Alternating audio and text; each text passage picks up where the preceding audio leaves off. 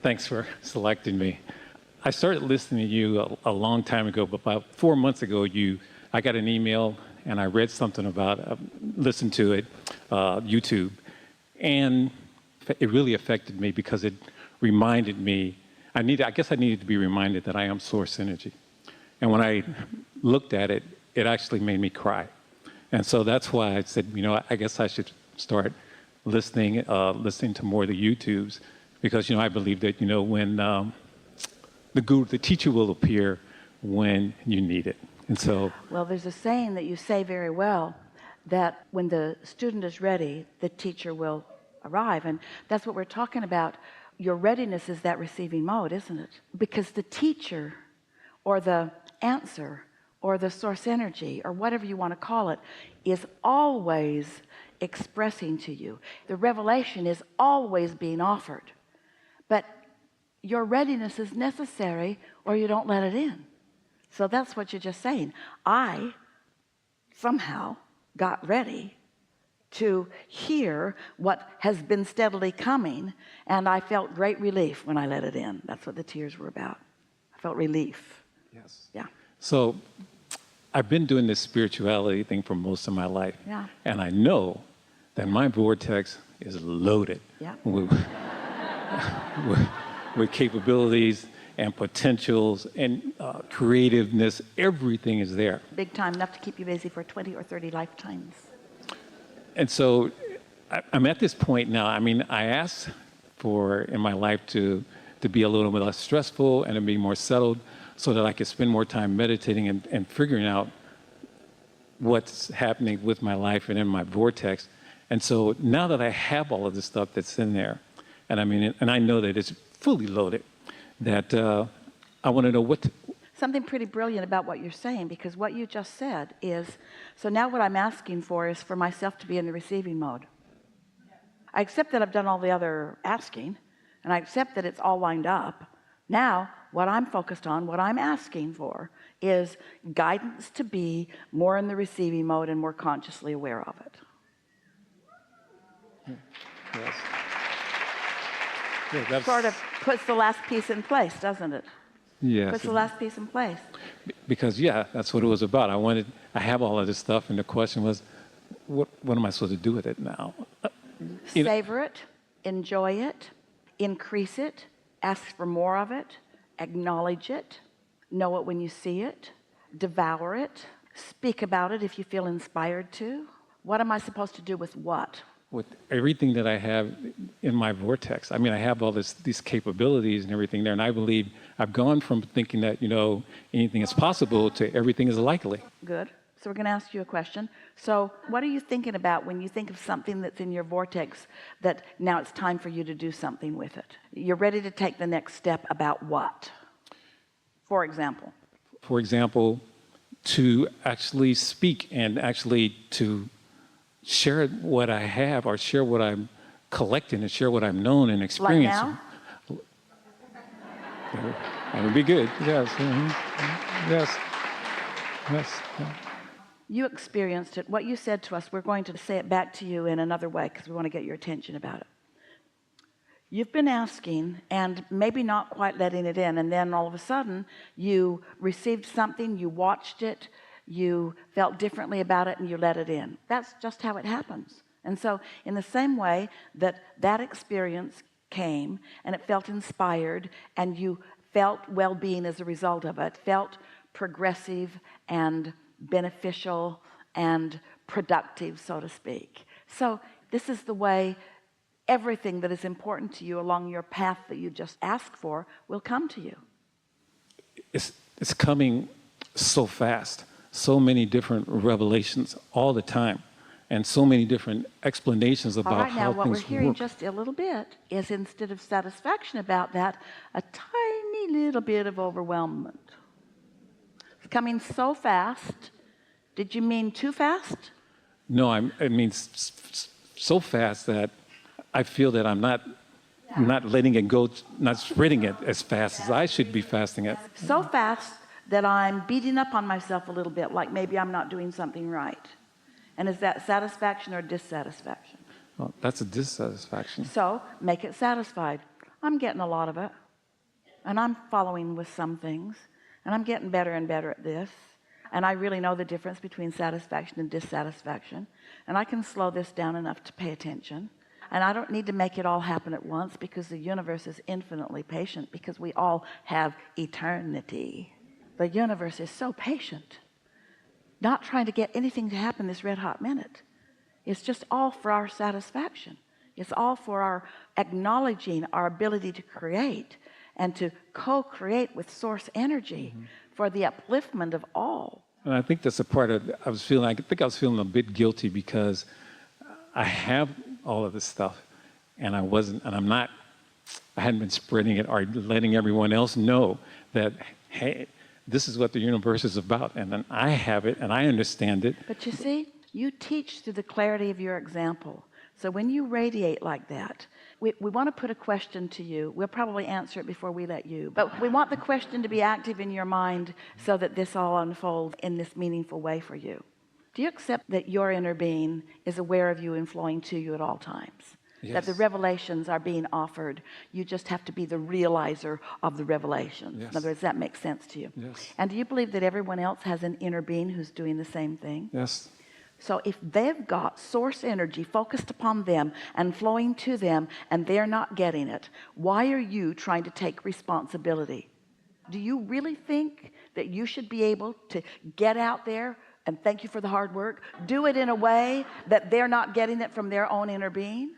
Or do you think that you can live through the clarity of your example, the abundance that you are figuring out how to let into your experience, the abundance of all things, clarity and intuition and stability and great timing and living happily ever after, and through the beautiful clarity of your example, that others may gravitate to you and catch on just by acknowledging what you're doing? Yeah, I believe that. Sure. Yeah. So is there any deficiency on your part? Or do you want to step forward and say it in a way that they can hear it from you when they're not hearing it from their inner being? No. So that somebody will thank you for the hard work. No, that's not it. No, I've already seen that, because I mean, a long time ago, 40 years ago, I went on this tour around the country, 9,000 miles, stumping for the coming revolution in higher consciousness. And here it is. I see it. And so I saw the process, saw what I did, and I see the results of it now. I'm not expecting any accolades or pats on the back for it. I enjoyed seeing it, the story that it happened. Those accolades or pats on the back come because you rendezvous with a thought that your inner being is thinking about same thing at same time, and you feel the exhilaration that your inner being is feeling. Positive emotion from satisfaction all the way to that ecstasy, that is the accolade that comes, because that's what your inner being is revealing to you. And when you meet up with that and find that vibrational mutuality, and then you feel ooh, that feeling of yes, that feeling of progressiveness, that feeling of all is wellness, that feeling of right place, right time, that's what that is. There is a thing that gets out of whack with so many humans that goes sort of like this. I want to get enlightened so that I can help others get enlightened. I want to discover the path so that I can lead others to the path. And of course, there's nothing wrong with that intention. You put that into your vortex, but you might want to add to that, I love finding my path. And through the clarity of my example of my finding my path, I'd like them to find their path. But I don't want to define what their path is. I don't want to even have an opinion about what their path is. I want to be like their inner being who is reveling in what they've carved out and in their ability to find alignment with what they've carved out. I think I've gotten to that point where I accepted sure. everyone. I mean, and I know that everyone's different, and I accept everyone for what they are, the path they're on, because I know that we're all different. And so what is the little piece of dissatisfaction? Can you verbalize it? I'm living so well. Is this true? The weller I live, the more I wish it for all. The more I revel in the deliciousness of connection and life and source and creativity, the more I want it for everyone. And I want it so much for some of them that won't let it in. And we say, sounds like a little dissatisfaction to us. You're not really mimicking their inner being, because you know what, your inner being never wants something for you that you're not letting in, so much that your inner being feels even the slightest twinge of dissatisfaction. Your inner being never goes there. That's why the light's always on for you. So why would you go there for others who haven't found their way? Their own inner being won't do it. Let's think about mutuality. So let's say someone is struggling and suffering in whatever way, and their inner being is here, and you're here with your inner being, and you notice them struggling and suffering, but you're so under the influence of your inner being that they don't look like they're struggling and suffering. They look like they're asking, and you know it'll be given. They look like they're in the process of evolution, and you know that's a wonderful thing. They look like the contrast is serving them, and you like that, just like their inner being. But let's say, for whatever reason, you listen extra carefully to their plea for relief, and you hear their suffering, and you get focused on it. So in your attention to their suffering, you hear them, and you're there for them. But now you don't have anything to give them. You've achieved mutuality with them, and you can commiserate with them, but you can't uplift them, can't really help them. Now, you might just be having a step one moment, and you might bounce right back. But the important thing is that you are aware of when you're in your power, that you are aware of when you are under the influence. And when you let yourself determine neediness in another, you're focused with them on their problem, not with them on their solution. And that's why it doesn't feel good, because you're out there on the raw and ragged edge without the resources of replenishment and clarity and good timing that you have when you're in concert with your inner being. We know it makes sense. We know you live it all the time. Want to say it in another way, and we'll say it in another way? No, I heard it before about, the difference when you just talked to the previous gentleman about suffering in the world and knowing the difference between sympathy and compassion. And I think that I am compassionate, but I think sometimes I fall down or lower myself to the sympathy part where I'm commiserating and not in the compassionate mode. We think you're doing extremely well, and sometimes you and lots of others fall into this place, and we think it was so appropriate that Esther saw that sign on that whiteboard. So you fall into that place where you feel guilty that you're not doing the hard work. Alignment is easy work. Loving is easy. It's hating that's hard. Good timing is easy. It's being off in your timing that's hard. Ease and flow is easy. It's struggle that's hard. So sometimes you see others struggling and you feel guilty because you're not struggling, because that's kind of the way your world has been operating.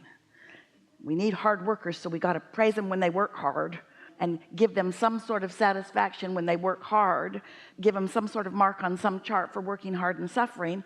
And we want to say, but their inner beings are not doing that. You want to mimic their inner beings. Yeah? Okay. Got it. That's the piece for you. Yes. Stop feeling guilty about doing so good.